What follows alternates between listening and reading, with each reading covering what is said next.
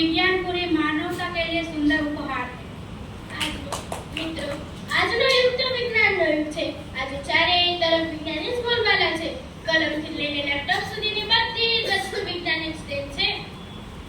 નવા વૈજ્ઞાનિક આવિષ્કારોને જોતા વિજ્ઞાન દિવસનું ખૂબ જ મહત્વ છે। રાષ્ટ્રીય વિજ્ઞાન દિવસ દર વર્ષે 28મી ફેબ્રુઆરીએ ઉજવવામાં આવે છે। તો હવે આવે છે સ્પીચ દેવા 7th એની જાનવી જોશી।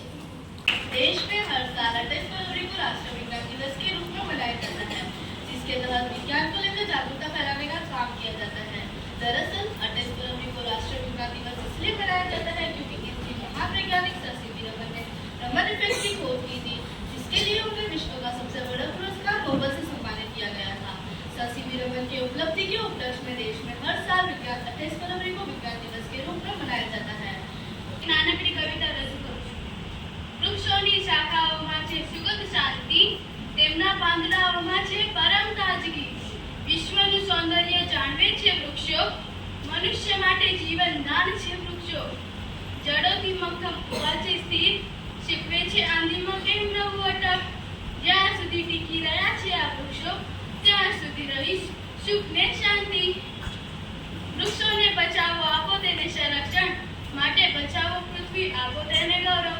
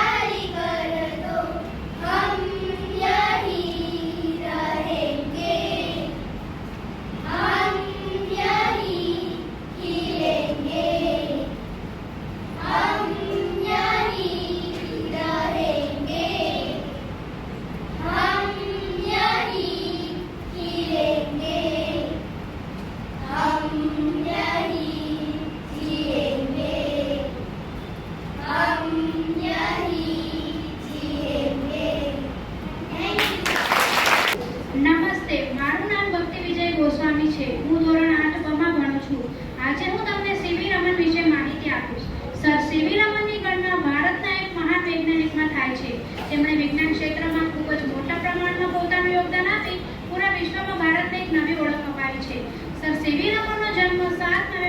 1888માં તમિલનાડુના તિરુચિરાપલ્લીમાં થયો હતો. તેમનું પૂરું નામ ચંદ્રશેખર વેંકટરમણ હતું. તેમના પિતાનું નામ આર ચંદ્રશેખર અય્યર અને માતાનું નામ પાર્વતી અમર હતું. સીવી રમનને બાળપણથી જ વાંચનનો ખૂબ શોખ હતો. તેઓ બાળપણથી જ ખૂબ જ હોશિયાર અને બુદ્ધિશાળી હતા. સર સીવી રમણે વિજ્ઞાન ક્ષેત્રમાં અનેક ઉપલબ્ધિ મેળવી હતી. માટે ભારત સરકાર દ્વારા તેમને અનેક પુરસ્કારોથી સન્માનિત કરવામાં આવ્યા હતા, જેવા કે 1924માં નાયડુ પુરસ્કાર, 1954માં ભારત રત્ન એવોર્ડ અને 1957માં લેનિન શાંતિ પુરસ્કાર મળ્યા હતા. ભારતમાં 28 ફેબ્રુઆરીએ એ રાષ્ટ્રીય વિજ્ઞાન દિવસ તરીકે ઉજવાય છે, કારણ કે આ જ દિવસે તેમને રમન ઇફેક્ટની શોધ કરી હતી. માટે ભારત સરકાર દ્વારા તેમને અનેક પુરસ્કારોથી સન્માનિત કરવામાં આવ્યા હતા. તેમનું મૃત્યુ 21 નવેમ્બર 1970માં 82 વર્ષની ઉંમરે મુંબઈમાં થયું હતું. આવા આપણા ભારતના મહાન વૈજ્ઞાનિકને મારા કોટી કોટી પ્રણામ. Thank you. पेड़ लगाओ पेड़ बचाओ इस पृथ्वी को सुंदर बनाओ वृक्षों वावनो करो विचार वृक्ष है जीवन आधार पेड़ को बचाओ अपना कर्तव्य निभाओ 1 2 3 grow plant and tree जीवन को बचाना है हर दिन वृक्ष लगाना है चलो इस धरती को रहने योग्य बनाए सभी मिलकर पेड़ और पौधे लगाए without trees we can die with trees we can always die पेड़ उगाओ पृथ्वी सजाओ जीवन जीने के लिए ऑक्सीजन बढ़ाओ બની વિદ્યાર્થીનીઓ તમારી સમક્ષ એક સુંદર મજાનો ડાન્સ રજૂ કરે છે.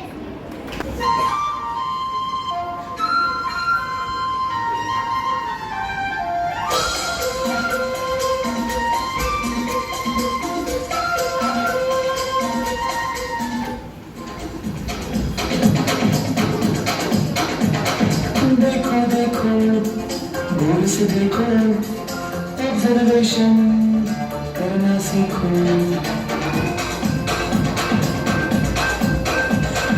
देखो देखो गौर से देखो ऑब्जर्वेशन करना सीखो पेड़ पौधे ह्यूमन बॉडी एनालिसिस सब में जरूरी साइंस सुन के ही गौन होती है मेरी आंखें। ये साइंटिस्ट काय को इतना भेजा लगाते। न्यूटन ने फिजिक्स को क्यों दिल पे लिया? एप्पल ही तो गिरा था, आराम से खा क्यों नहीं लिया?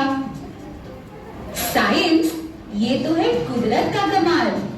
नई खोज से मिलते बड़े बड़े मिसाल। थॉमस अल्वा एडिसन भी अगर ऐसा ही सोचते तो रात को हम अंधेरे में ही अपना सिर फोड़ते।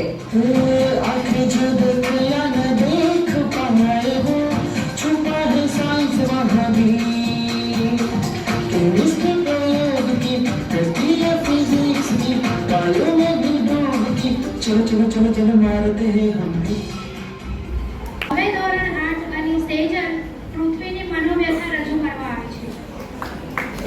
હું છું પૃથ્વી ધરા વસુંધરા તમારા મનુષ્ય અને અનેક પશુ પક્ષીઓનું ઘર. પણ આજે હું પહેલા જેવી સુંદર હસતી રમતી અને ખિલખિલાતી રહી નથી અને તેને માટે તમે મનુષ્ય જવાબદાર છો. તમે મને બચાવવા માટે કેટલા પ્રકારના દિવસો ઉજવો છો, જેમ કે earth day, water day, science day, environment day, ozone day વગેરે વગેરે વગેરે. હું ઈચ્છું છું આવા પ્રકારના દિવસો ઉજવ્યા બાદ તમારા અંદર જાગૃતતા આવશે અને હું પહેલા જેવી સુંદર હસતી રમતી અને ખિલખિલાતી થઈ જઈશ. આ શહેરીકરણ અને ઔદ્યોગિકરણને કારણે તમે મનુષ્યએ મારા કેટલા જંગલો, પહાડો, વૃક્ષો નષ્ટ કરી નાખ્યા છે અને ત્યારે તો મને એવું લાગે છે જાણે મારા તો હાથ પગ જ કપાઈ ગયા છે. અરે મારા કેટલાય વૃક્ષો કપાઈ જવાથી વાતાવરણમાં ગરમીનું પ્રમાણ વધી રહ્યું છે, વરસાદ અનિયમિત થઈ રહ્યો છે, નદીઓ સુકાઈ રહી છે અને મહાસાગરોમાં પાણીનું લેવલ વધી રહ્યું છે. મારા વૃક્ષો કપાઈ જવાથી મારા પ્રિય પશુ પક્ષીઓના ઘર છીનવાઈ ગયા છે અને મારી પ્રિય સ્પેરો એને તો મેં કેટલાય વખતથી જોઈ જ નથી. જો મનુષ્યો તમારે આ પૃથ્વી પર એટલે કે મારા પર રહેવું હોય તો તમારે આ પ્રદૂષણ અને ગ્લોબલ વોર્મિંગને ઓછું કરવું જ પડશે અને તેનો માત્ર એક જ ઉપાય છે, એ છે વધુમાં વધુ વૃક્ષો વાવો અને સંવર્ધન કરો. અરે ભારત માતા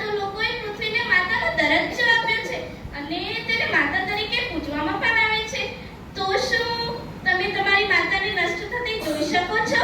બોલો, જવાબ આપો. હે મનુષ્યો, તમારી આ શક્તિકરણની સ્પર્ધાને કારણે મારા પશુ પક્ષીઓ આકાશ પાતળ, નદી તળાવ, માટી પહાડ વગેરે ખરાબ પરિણામ ભોગવી રહ્યા છે. અને અરે, તમને જીવાડવા માટે તો મારા વૃક્ષો તમને ઓક્સિજન પણ આપે છે. તો શું તમારા શ્વાસમાં લીધેલું ઓક્સિજનનું ઋણ તમે એક વૃક્ષ ઉગાવીને ન ઉતારી શકો? બસ, હવે સમય આવી ગયો છે વધુ એક ચીપકો આંદોલનનો. શું તમે બધા તૈયાર છો? મને આશા છે કે આ જનરેશન મને વધુ હાનિ થતા રોકી લેશે અને વધુમાં વધુ વૃક્ષો ઉગાડશે. તો તમે બધા પણ વધુમાં વધુ વૃક્ષો ઉગાડીને સંવર્ધન કરશો ને? ધન્યવાદ. હવે તેના ઉપર અમે ફૂગો લગાવીશું, જોઈએ શું થાય છે.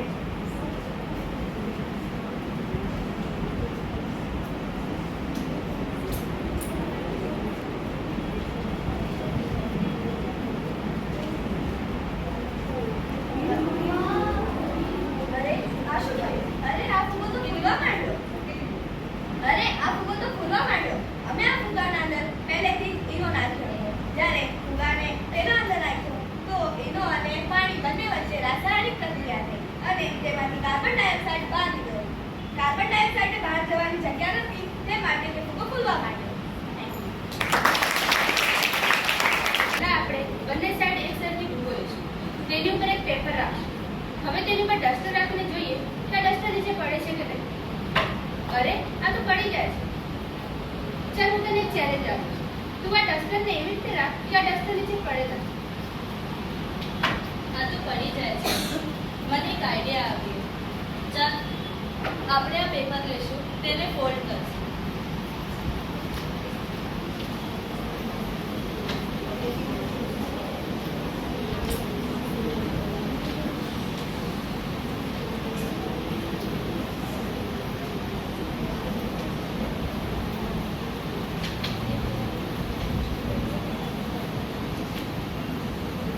આ પેપર ફોલ્ડ થઈ ગયું છે, તો ચાલો આપણે જોઈએ આ ડસ્ટર મળે છે કે નહીં. જોયું, આ નથી પડતું. પણ આનું કારણ શું છે? આના બે કારણો છે. પહેલું કે જ્યારે આપણે પેપરને ફોલ્ડ કરવાથી તેનો થિકનેસ વધી ગયો, એનાથી આ ડસ્ટર નથી પડતું. અને બીજું કારણ એ છે કે જ્યારે આપણે પેપરને ફોલ્ડ કર્યું તેનો થિકનેસ વધ્યો અને થિકનેસ વધવાની સાથે સાથે તેનો એરિયા વધુ થઈ ગયો. પાસે દોરી છે અને એના ઉપર ફુલાવેલું ફૂલ છે. તો હવે આને હું છોડીશ તો જોઈએ શું થશે. ફુગાની હવા મારી સાઈડ આવતી હોય તો પણ એ પાછળની સાઈડ મૂવ એ પાછળની સાઈડ બદલાઈ ગઈ. એટલે કે હવા મારી સાઈડ આવતી હતી તો પણ એ પાછળ સાઈડ બદલાઈ ગઈ. આ જ ન્યૂટનનો થર્ડ લો છે. Action and reaction are opposite. Action એટલે કે જે હવા મારી સાઈડ અને રિએક્શન એટલે કે જે પાછળ ગઈ.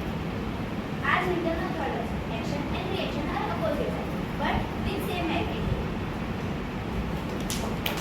છે આના અંદર હું પાણી નાખીશ.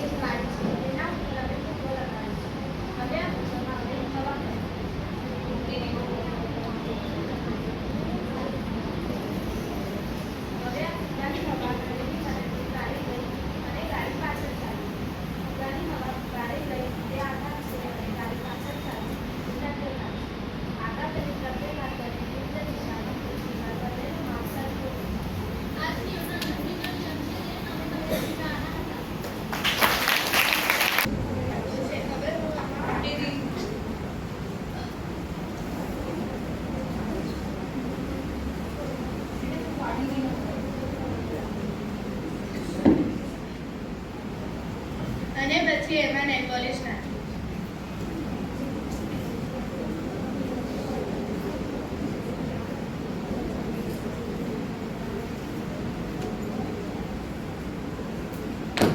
અને હવે જોશું કે એમાં આગ લાગશે કે નહીં લાગે.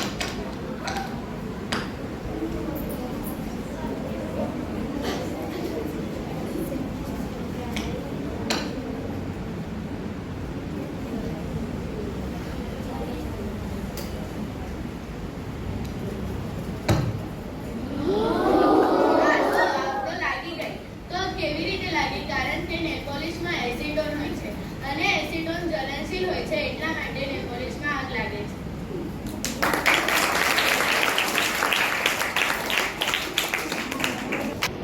અહીંયા મને સૌપ્રથમ જોશે એક મીણબત્તી, માચીસ અને એક પાણીવાળો બલૂન અને એક હવાવાળો બલૂન. હવે આપણે મીણબત્તીને પ્રગટાવીશું.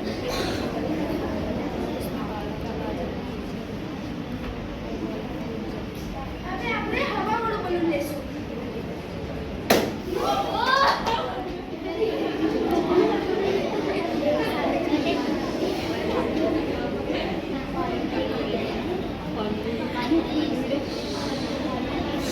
હવે આપણે હવાવાળો બલૂન લેશું.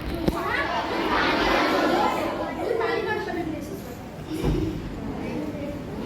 આ શું થયું તમને ખબર પડી? હું તમને રીઝન આ એટલા માટે થયું કેમ કે હવા એ આગને શોષી લે છે, એટલા માટે એ ફૂટી જાય છે અને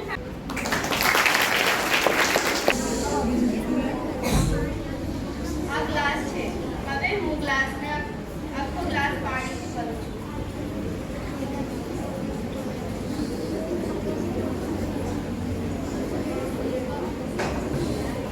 અને આ મોટા ગ્લાસની ઉપર રાખીને ગ્લાસને ઊંચો કરી દઈશ. જો હું ગ્લાસને નીચેથી હાથ હટાવી દઈશ તો ગ્લાસમાંથી પાણી પડશે કે નહીં?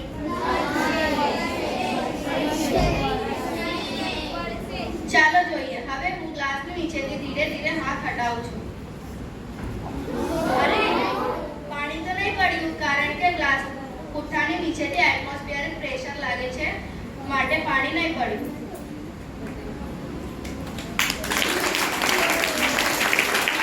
હું નાખીને ઈંક અને પાણી. હું સૌથી પહેલા બંને ગ્લાસમાં પાણી નાખીશ.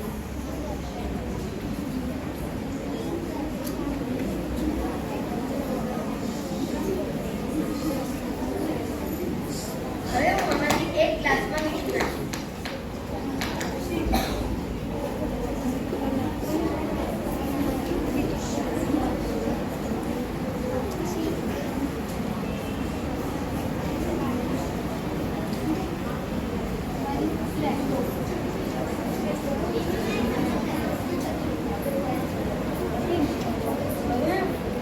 મીઠાવાળા પાણીના ગ્લાસમાં હું મીઠું મિક્સ કરીશ.